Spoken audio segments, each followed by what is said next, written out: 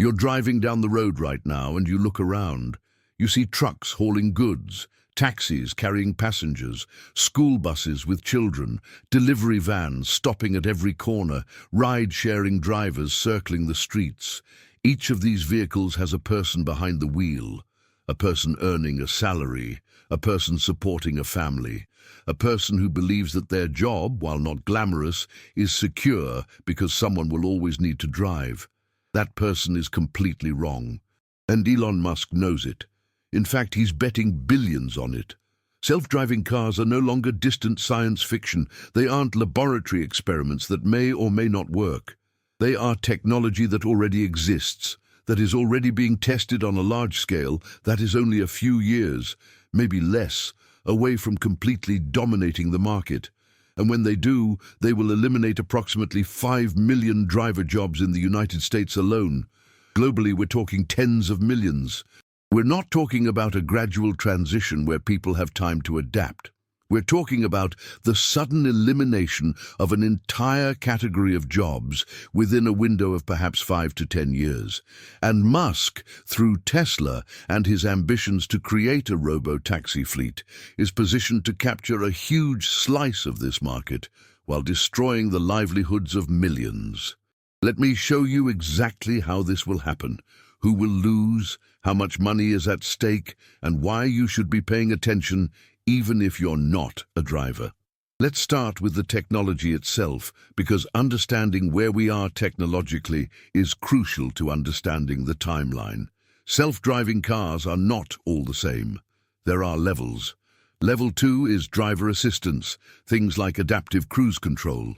Level 3 is conditional automation, where the car can drive under certain conditions, but a human must be ready to take over.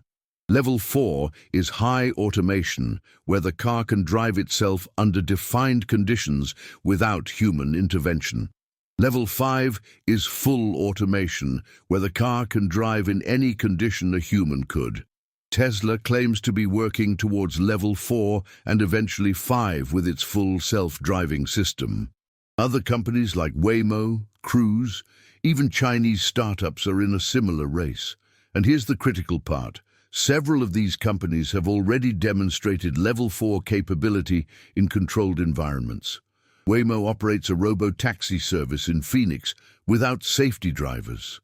Cruise was doing the same in San Francisco before being suspended after incidents. Technology is no longer theoretical. It's a matter of refinement, scaling, and regulatory approval. The timeline for market dominance is much shorter than most people realize. Musk has been claiming for years that self-driving cars are just around the corner. And while he has been overly optimistic repeatedly, the general direction is clear. Tesla has millions of cars on the road collecting data. Every mile driven by a Tesla is training AI systems. It's a data advantage that no competitor can easily replicate.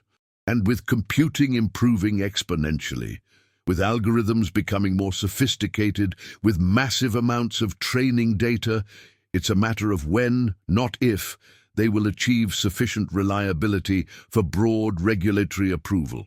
Some experts say 5 years, others say 10. But let's be conservative and say 10 years until self-driving cars are widely permitted and economically viable in most driving situations. That's still incredibly fast. 10 years is nothing in terms of economic transformation of this magnitude, and once it starts, it will accelerate rapidly because the economic advantages of autonomous vehicles are overwhelming. Consider the economics of driving from a company's perspective. A human driver costs on average $50,000 to $70,000 per year when you include salary, benefits, and taxes. They work 8 hours a day, 5 days a week, with breaks, vacations, and sick days. An autonomous driver, once the technology is developed, only costs vehicle maintenance and electricity or fuel. They can operate 24 hours a day, 7 days a week, without breaks, without complaints, without unions, without labor lawsuits. They don't get tired, they don't get distracted, they don't drive drunk, they don't cause accidents due to human error. From a company's point of view, it is obviously superior in every aspect except one.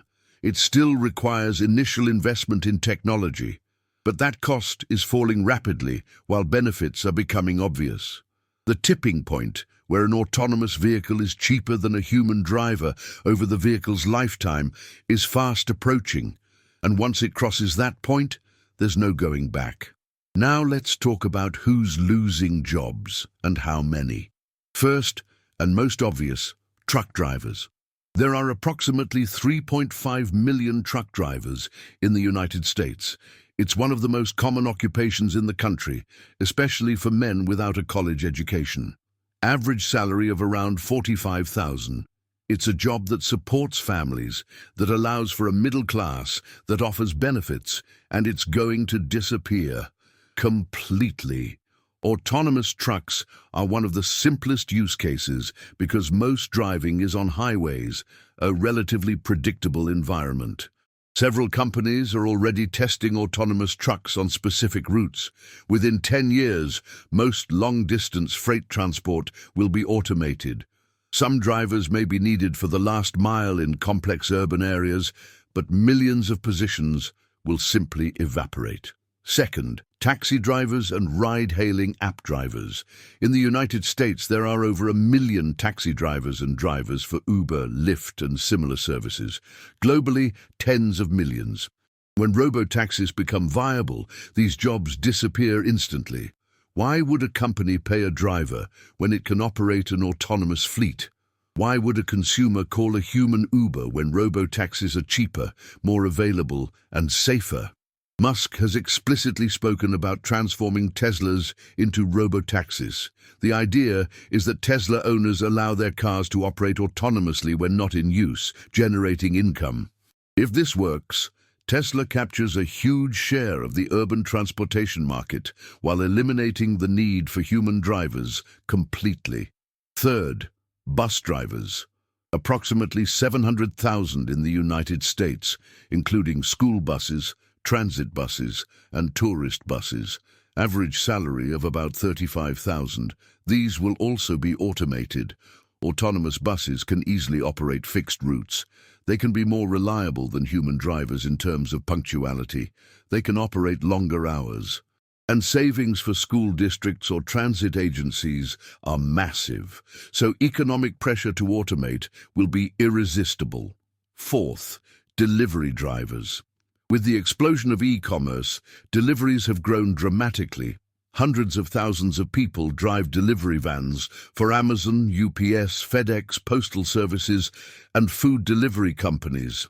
Automation of these vehicles is being actively developed. Amazon is already testing autonomous delivery vans. Once it works, they won't need an army of drivers. Just a fleet of robotic vans operating continuously. All things considered, we're talking about approximately 5 to 6 million driver jobs in the United States disappearing in the next decade or two. Globally, multiplying by 5 or 10, we're talking tens of millions. And that doesn't include adjacent jobs. Driving instructors lose jobs because nobody needs to learn to drive anymore. Repair shops specializing in accident-related repairs lose a lot of business because autonomous cars have fewer accidents. Auto insurance companies need fewer employees because there are fewer claims to process. Traffic police are less needed. Even industries like highway gas stations, restaurants that depend on truck drivers stopping, hotels where drivers rest, all suffer because autonomous vehicles don't stop for human rest. It's the elimination of an entire economic ecosystem built around the need for human drivers. And it will happen quickly once it starts, because the economic advantages are so overwhelming that companies will have no choice but to automate or be destroyed by competitors who have automated. Now let's talk specifically about Musk and how he profits from it. Tesla is in a unique position because it's not just a car manufacturer, it's a technology company that makes cars. And the autonomous driving technology it's developing is potentially more valuable than the car sales business. If Tesla manages to make full self-driving work reliably, it has several paths to massive profit. One, It sells cars with autonomous capabilities at a premium price. 2. It charges a monthly subscription for autonomous driving functionality. 3. It operates its own robo-taxi fleet, capturing a share of the urban transportation market. 4. It licenses technology to other automakers. Each of these paths is potentially worth tens or hundreds of billions, and Musk is explicitly focused on this. He has repeatedly said that Tesla's value without autonomy is substantially lower than with autonomy, that once they solve autonomy, the company's value will multiply, and the market believes him. Tesla's valuation already includes the expectation that they will solve autonomy. Shareholders are betting that Musk will deliver, and if he does, he personally, as Tesla's largest individual shareholder, will see his net worth explode to stratospheric levels while millions lose their jobs. There's also a competitive aspect to this that ensures that even if Musk or Tesla specifically fail, someone will succeed and the result will be the same. Google's Waymo, GM's Cruise, Chinese companies, startups, they're all in a race. It's global competition worth trillions of dollars. Nobody will voluntarily slow down. Nobody will stop to consider social impact, because slowing down means losing to competitors. It means leaving money on the table. It means being irrelevant. So the race accelerates regardless of the consequences for workers. And when self-driving cars dominate, Musk and other tech billionaires will control transportation infrastructure in ways that would have been impossible in the previous era. Imagine, Tesla operates the largest robotaxi fleet in multiple cities. They know where everyone goes, when and why. They have data on the movement patterns of millions. They can price dynamically. They can prioritize certain customers. They can integrate with other services. It's massive economic and informational power concentrated in the hands of one company, one man. And there's no real competition because barriers to entry are absurdly high. You need cutting-edge technology, a massive fleet, regulatory approvals in every jurisdiction. Small competitors don't stand a chance. Now what happens to the 5 million drivers who lose their jobs? Let's be specific about how their lives change. A 45-year-old truck driver earning $50,000 a year. He's been doing this for 20 years. It's what he knows how to do. Suddenly, the company announces it's automating its fleet. He's laid off. Now what? He doesn't have a college education. Specific truck driving skills don't transfer to many other jobs. He could train for a new career, but train for what? And how does he pay bills while he trains? He has a family to support, a mortgage, bills. His savings don't last long. He looks for other driver jobs, but finds that everyone is automating. Other available jobs pay half of what he used to earn. He faces a choice between underemployment that doesn't cover costs or prolonged unemployment waiting for something that will probably never come. Their story multiplies by millions. Entire communities depend economically on trucking jobs. Small towns along highways where the economy is built around truck drivers stopping. When those jobs disappear, when drivers stop stopping because vehicles are autonomous, those communities die. Businesses close. Property values collapse. People who can leave, leave. People who can't are trapped in places without opportunities. And there is no adequate safety net. Unemployment benefits last a few months. Not enough for real retraining or finding a new job in a saturated market. Retraining programs exist, but are underfunded and often ineffective. And even if retraining works, what's the point when automation is coming to most sectors? It's a structural problem that programs designed for cyclical unemployment simply cannot solve. Politics is starting to get ugly. Unemployed drivers and their communities are desperate and furious. They vote for politicians who promise to bring jobs back, who blame convenient scapegoats, who offer simple solutions to complex problems. Social tensions rise. You see protests, maybe even violence, from displaced workers who have nothing left to lose. And all of this creates instability that spreads throughout society. Attempts to regulate or slow down vehicle automation are met with massive resistance from technology companies. They argue that regulation kills innovation, that other countries won't slow down, so neither can we, that it eventually creates more jobs than it eliminates, although the last assertion is clearly false in this case, and they have the resources to lobby, to finance campaigns of friendly politicians, to shape the public narrative. So regulation that could slow the transition and give workers more time probably doesn't happen, or happens too late. There is also the issue of road safety that is used to justify automation. Humans cause 95% of traffic accidents. Tens of thousands die annually in accidents in the United States, hundreds of thousands globally. Autonomous cars, once refined, will be statistically safer than human drivers. So there is a genuine moral argument that saving lives is worthwhile, even at the cost of jobs. But note that this argument is convenient for companies that profit from automation. And while saving lives is important, it does not mitigate the need to deal with the economic impact on millions of displaced workers. Another dimension is environmental. Autonomous electric vehicles potentially reduce emissions. They optimize routes, reduce congestion, and operate more efficiently than human drivers.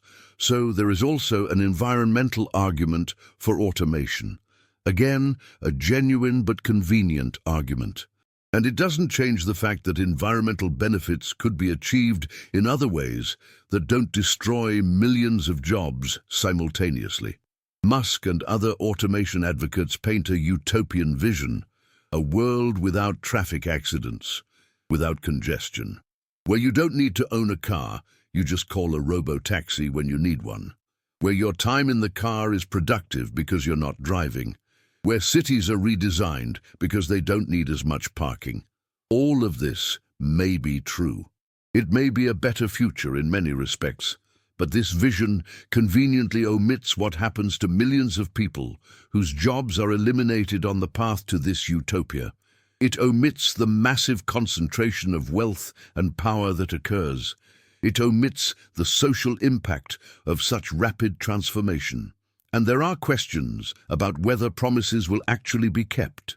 Are self-driving cars safer? Probably eventually, but the technology needs to be extremely refined. An accident caused by a self-driving car receives far more attention than thousands caused by humans. So the pressure for perfection is high. Will robotaxis really be cheaper? It depends. Companies have an incentive to extract value, not necessarily pass savings on to consumers. They may price only slightly below human alternatives while capturing the difference as profit. Will congestion really be reduced? Not necessarily. If autonomous transport is too cheap and convenient, it could increase overall demand, potentially worsening congestion. But regardless of whether promises are kept, transformation is coming.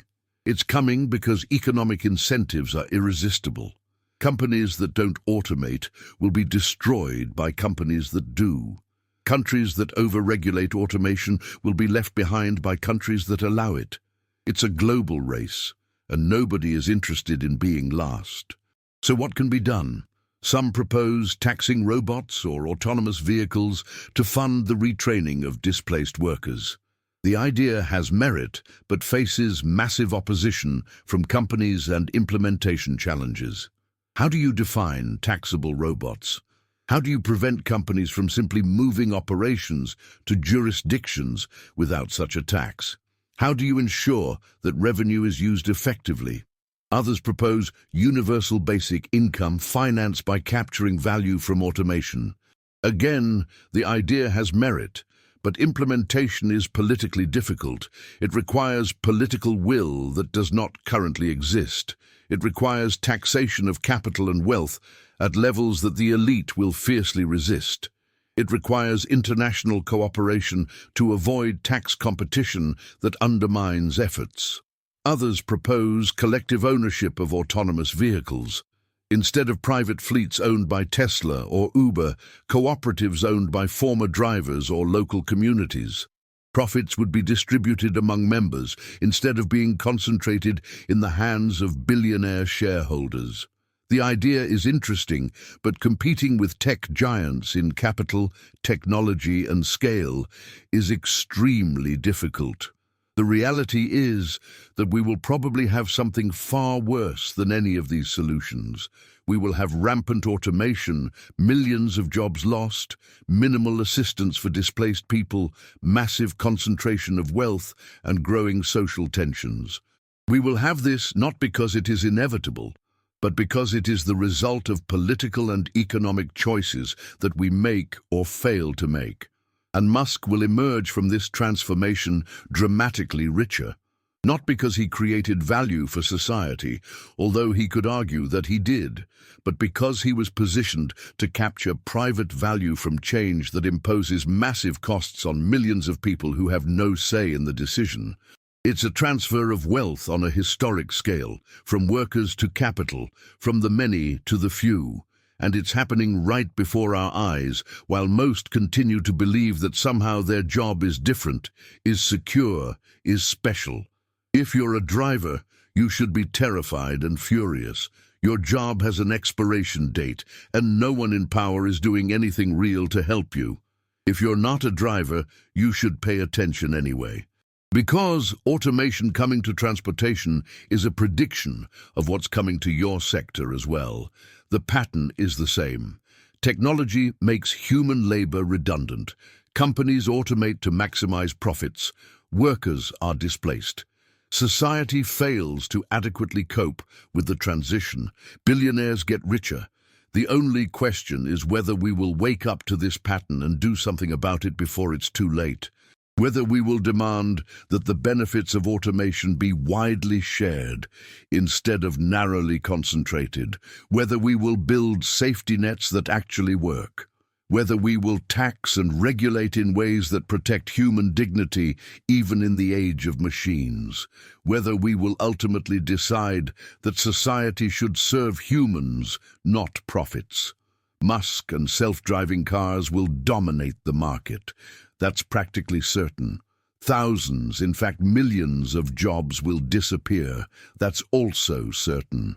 What's not certain is what we do about it, whether we passively accept it or actively demand that the transition be managed in a way that preserves dignity and opportunity. That choice still exists, but the window is closing. Every day that passes without action is a day closer to the point where change becomes impossible, because power will be so concentrated that it can no longer be challenged. You've been warned. You've seen how it works. Now the question is, what are you going to do with this knowledge?